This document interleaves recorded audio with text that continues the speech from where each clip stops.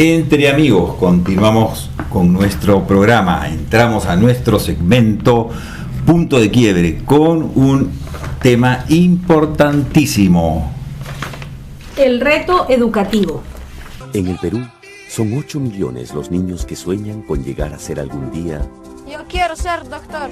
Quiero ser profesora. Un ingeniero agrónomo para mejorar las chacras. Yo quiero ser enfermera. Quiero ser un astronauta. Yo quiero ser presidente. Yo quiero ser ingeniera. Niños con muchas capacidades que sueñan con un Perú lleno de oportunidades. Sin embargo, la realidad es otra. Bueno, en esta oportunidad hemos invitado a Carlos Crespo, que es educador, profesor universitario y miembro de la Red de Educadores Humanistas del Perú. Bienvenido, Carlos, a nuestra edición de Entre Amigos.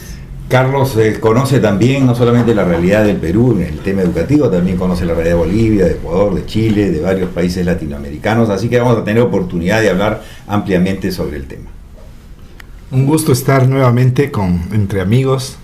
Queremos hablar de este tema que yo decía hace unos días que toda la sociedad peruana de alguna manera está hablando o estuvo hablando del tema de la educación a propósito de la huelga. Entonces es un buen momento para conversar sobre esto. Y me decías, a nivel de Latinoamérica, es bueno mirar ese contexto. Sí, quisiéramos saber cómo ves la educación peruana respecto de Latinoamérica. Sabemos que tú has investigado sobre la educación en Ecuador y en Bolivia también. O sea, estamos más o menos en la media, existen los mismos problemas que existen aquí. No sé, ¿cómo ves esto? Sí, yo diría que hay bastante semejanza entre nuestros países, ¿no? Con pequeñas diferencias, pero sobre todo si nos vamos un poco atrás, hace unos 50 años, digamos, creció muchísimo la educación pública en nuestros países, y Perú es igual como en todos los países. Algunos han hablado de la masificación, porque creció el número de escuelas, creció el número de docentes, pero lo que no creció fueron los salarios. Y desde la década del 70 más o menos, en el caso por ejemplo de Perú y en general también de toda América Latina, los salarios fueron bajando en su capacidad adquisitiva, ¿no? Entonces resulta que en este momento en que en Perú vemos una gran movilización, hemos visto por el tema también económico, en realidad corresponde a lo que decimos una deuda. Hay una deuda histórica, o sea, nuestro país, nuestros países tienen una deuda histórica, es un término que se está usando mucho, porque se acumuló décadas de una, y más todavía si la educación es, como se dice, tan importante para la formación de las nuevas generaciones, ¿no? O sea que también en la carrera magisterial en otros países se ve desvalorizada, porque aquí decir que uno es profesor de colegio, por ejemplo, se sabe que debe ser una persona pobre, que no tiene recursos, que quizá no tuvo otras oportunidades para estudiar otra carrera, ¿no? Porque en general a muchos profesores no escogieron la carrera, sino más bien fue porque en sus pueblos habían institutos y enseñaban educación, digamos, ¿no? Entonces no está bien visto no está bien posicionada una persona que haya estudiado educación.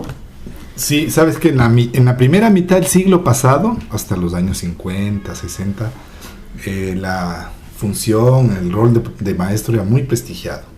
Y en realidad, digamos, de las personas continúa hasta hoy, respetando a quien es profesor. Pero en la práctica, la sociedad ha ido desvalorizando. En primer lugar, porque le paga tan mal. Y tenemos en este momento una situación en la que una gran mayoría de maestros de la educación pública, aunque también de la privada, viven en condiciones de pobreza. Entonces los maestros que se movilizaron, la mayoría, en realidad viven una situación muy, muy difícil económicamente y tienen sus familias, etcétera. Esto es común en general de Perú y de nuestros países, ¿no? ¿Y sabes de alguna iniciativa? Me parece que Bolivia está invirtiendo bastante más que antes en educación. Si si eso que está invirtiendo Bolivia fue a parar, digamos, a los sueldos de los maestros, o es en otros aspectos que ha mejorado, digamos, la educación en Bolivia. Sí, yo conozco el caso de Ecuador y Bolivia, que más cercanamente, y son los dos casos en que aumentaron significativamente. Primero, la inversión general en educación. Ecuador cerca del 5 más, Bolivia más, incluso por ciento del Producto Interno, que se llama. O sea, de toda la riqueza del país, un 5% está ya puesta o más en la educación. Es una recomendación general que el 6% debería ser lo óptimo. Los países europeos del primer mundo tienen algunos casos. Nosotros parece que no llegamos a... Aquí estamos con 3. Aquí estamos con 3, se juegan números, pero no ha pasado del 3. O sea que todavía es bajo lo que se invierte en educación, aunque han hablado de que va a aumentar en el presupuesto, pero en realidad es bajo todavía. Carlos, acá un punto crítico fue el de la evaluación, ¿no? ¿Cómo ves el tema de evaluación? ¿Cuál es el reto ahí educativo? ¿Qué es lo más progresivo en términos de evaluaciones? Porque de la evaluación depende también la calidad educativa, la capacitación y a su vez también una escala de sueldos que permita mejorar las remuneraciones. ¿Cómo ves ese tema? Sí, hasta los años 90 no había, en el caso del docente, la regulación de que para ascender en su carrera tenía que evaluarse. Entonces, solamente ya entrado a este siglo, entonces se hacen cambios fuertes porque se mira más al docente como profesional. Entonces, uno de los requisitos recomendados internacionalmente es que tiene que presentar su evaluación o ser evaluado. Entonces, los gobiernos, las sociedades van inventándose, digamos, formas de evaluar. Hasta ahí no hay problema.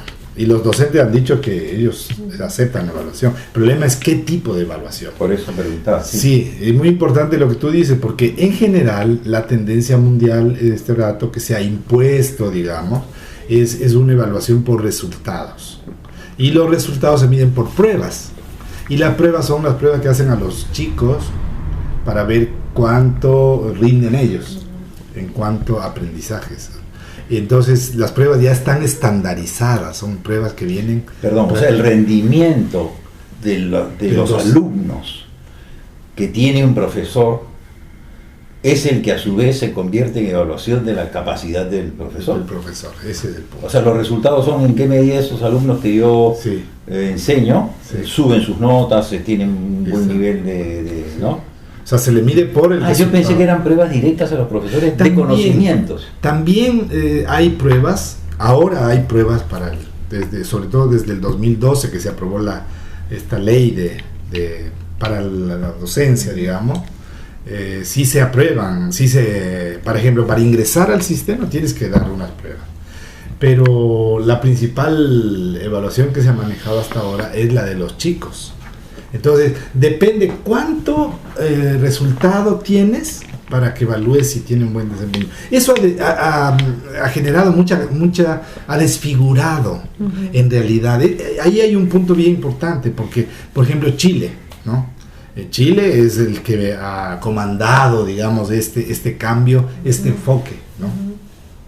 Pero en Chile es más complicado todavía, porque depende de cuánto tengas tú los resultados para que te den una X cantidad de dinero o no a la escuela.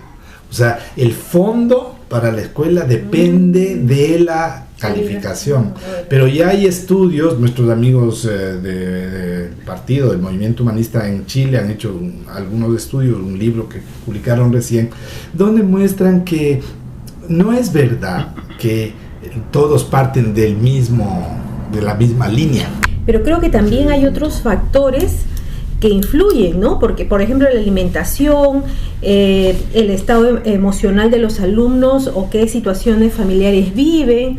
Entonces, todo achacarle al docente, pues, es irreal, ¿no? Es irreal. Entonces, ese punto me parece clave, ahora que vamos concluyendo, en el sentido de que la realidad es que en nuestros países, acá y en general en América Latina, hay una profunda inequidad. ¿no? Entonces es una situación, ¿no?, de pobreza, pero de pobreza en varios aspectos, no solamente económica. Entonces querer medir a todos con el mismo es lo que llaman estandarización. O sea, creas un solo molde y con ese molde quieres medir a todos. Entonces tenemos graves problemas, porque ya sabemos que los chicos que han tenido unas buenas condiciones, tienen una buena preparación, tienen siempre las mejores notas.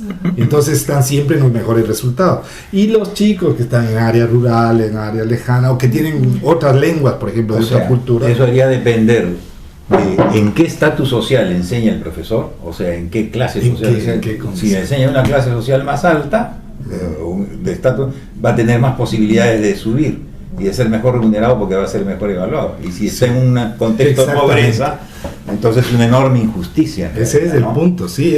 Por un lado igualas y por el otro lado hay diferencias, ¿no?, graves socioeconómicas. Y propuestas, concluyendo. Sí, yo diría que la educación pública tiene que ser defendida, porque también hay riesgos y hay peligros de que entonces el argumento es, bueno, mire cómo está la educación, están malos profesores, entonces la solución es privatizar la educación. Los alumnos de la escuela pública no son competitivos, para que sean competitivos tienen que ir a la escuela privada. Sí. Entonces aquí hay un peligro, nadie ha dicho, pero el peligro es que el acabar, digamos, con la educación pública daría pie a que se crezca la educación privada. Que en el caso del Perú ya han habido un gran crecimiento de colegios privados, pero también de niveles muy disparejos, ¿no? Que es el caso de Chile, más agudo, ¿no? Pero tú ya ves cuánta movilización ha habido estos años en el caso de Chile, porque claro, si se privatiza, ya sabes, quienes solo tienen acceso a una buena educación los que pueden pagar. Claro. Entonces, lo que hace no es democratizar, igualar a todos, ¿no?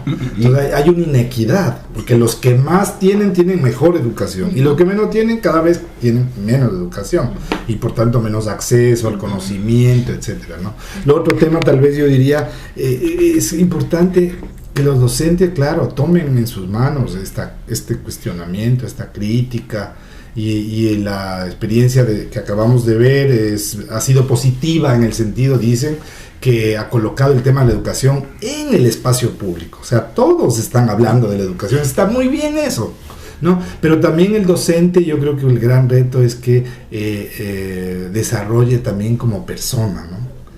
No solamente, digamos, la actitud de protestar, ¿no es cierto?, sino qué propuestas tiene el docente, tenemos como docentes. ¿Cómo construimos nosotros ese cambio? Porque también estás pidiendo a otros que te atiendan, a otros que no te han dado, a otros que no sé qué, pero nosotros también tenemos posibilidad, aún en condiciones difíciles, o sea, convertirnos en transformadores, seres transformadores, que es la propuesta que nosotros hacemos en ese sentido, como humanistas, ¿no? Carlos, me parece muy importante que lo que se revela como buenas prácticas educativas, hechas por un segmento de docentes, rápidamente se extiendan al resto de docentes, ¿no? Que se comparta. Porque los casos aparecen, pero se sufre mucho por la extensión. No hay un proceso de aprovechar los casos positivos para convertirlos en efectos de demostración y con eso se pueda superar constantemente la calidad educativa. Sí, entonces, sintetizando, yo diría, defensa de la educación pública con mejoramiento de la inversión, para que los docentes puedan estar mucho mejor pagados y que haya mejores textos y que haya acompañamiento a los docentes, que el docente mismo se transforme. O sea, es un trabajo muy fuerte a nivel personal, no solamente una sensibilidad política, sino una transformación personal. Y yo diría el gran reto que tenemos, el tema de la violencia. O sea, todavía seguimos teniendo una fuerte cultura de violencia en toda la sociedad y en la escuela todavía, y ahí tenemos que hacer un gran cambio. Muchas gracias, Carlos.